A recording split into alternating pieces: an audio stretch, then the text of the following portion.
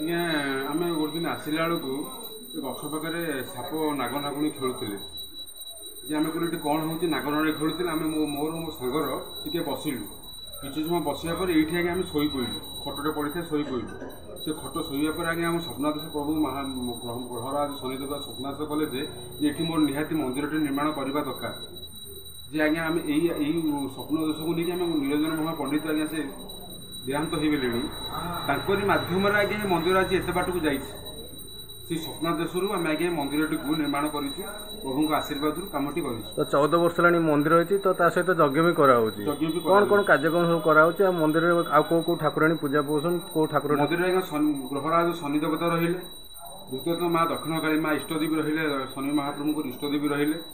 ଏଇ ଦୁଇଟି ରହିଲେ ଆମର ଆଜ୍ଞା ମୁଖ୍ୟ। ସୋମବାର ଠାରୁ ଆପଣଙ୍କର ଯେଉଁ ଗୁରୁବାର ପର୍ଯ୍ୟନ୍ତ ଯେଉଁ ଯଜ୍ଞ ଅଛି କ'ଣ କ'ଣ କରାଯାଏ ସବୁ? ଆଜ୍ଞା ସୋମବାର ଦିନ ଆମର ହେଉଛି କଳସ ଯାତ୍ରା, ସୋମବାର କଳସ ଯାତ୍ରା, ମଙ୍ଗଳବାର ଆଜ୍ଞା ଅଗ୍ନିସ୍ଥାପନା, ବୁଧବାର ଦିନ ଆମର ହେଉଛି ସୂର୍ଯ୍ୟ ପୂଜା ଅଗ୍ନିସ୍ଥାପନା, ଗୁରୁବାର ଦିନ ପୂର୍ଣ୍ଣାହୁତି ଅଗ୍ନିଶାନ୍ତି। ପୂର୍ଣ୍ଣାହୁତି ଶୁଣାଯାଉଛି ଏଠାରେ ପ୍ରସାଦ ବଣ୍ଟନ କରାଯାଏ ମାଗଣାରେ। ପ୍ରଭୁଙ୍କର ଏତିକି ଆଶୀର୍ବାଦ ଅଛି।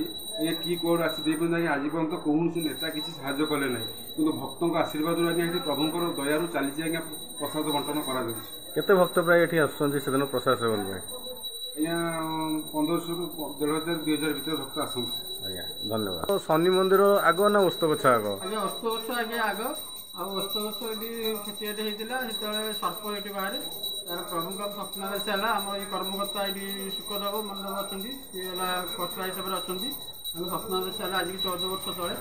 ଆଉ ସେତିକିବେଳେ ଆମ ମନ୍ଦିର ନିର୍ମାଣ କରିବୁ ବୋଲି ଆମେ ସମସ୍ତେ 4-5 ଜଣ କର୍ମକର୍ତ୍ତା ଆଗ୍ରହ ହେଲୁ। ପ୍ରଭୁଙ୍କ ଦୟାରୁ ମନ୍ଦିରଟି ନିର୍ମାଣ ହେଲା। ମାନେ ଶନି ବେଳେ ବି ଆଜ୍ଞା ଏଇଟା ଭାଙ୍ଗି ଯାଇଥିଲା, ପ୍ରାୟ ଉପଡ଼ି ଯାଇଥିଲା ଗଛଟା। ଆମେ ତାକୁ ପୁଣି ପୁନଃ ରଖିଲୁ, ତାପରେ ପିଣ୍ଡି କଲୁ। ସେ ମନ କଅଁଳିକି ପ୍ରଭୁଙ୍କ ଆଶୀର୍ବାଦରୁ ପୁଣି ମନ କଅଁଳିକିରି ଏଠି ଶନିଦେବଙ୍କର ସ୍ୱପ୍ନାଦେଶ ହେଲା। ଆଜ୍ଞା ଏଠି ଶନି ମନ୍ଦିର କରିବା ପାଇଁ କାହାକୁ ହେଲା ସ୍ୱପ୍ନାଦେଶ? ଆମ କର୍ମକର୍ତ୍ତା କର୍ତ୍ତା ଅଛନ୍ତି ଯିଏ। ଆଜ୍ଞା ତ ଏଇ ଯେଉଁ ଯଜ୍ଞ ହେଉଛି କ'ଣ ହେଉଛି କେତେ ବର୍ଷ ଧରି ହେଲାଣି? 14 ବର୍ଷ ଆଜ୍ଞା। ଏଇ ବର୍ଷ ମିଶି 14 ବର୍ଷ ଆଜ୍ଞା ହେଲାଣି। ତ ମନ୍ଦିର ଯେବେଠୁ ହେଉଛି ଯଜ୍ଞ ସେବେଠୁ ହେଉଛି? ଆଜ୍ଞା।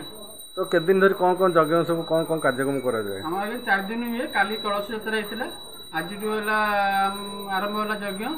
ଆଉ 22 ତାରିଖ ପୂର୍ଣ୍ଣାହୁତି ହେବ। ଆଜ୍ଞା ଧନ୍ୟବାଦ।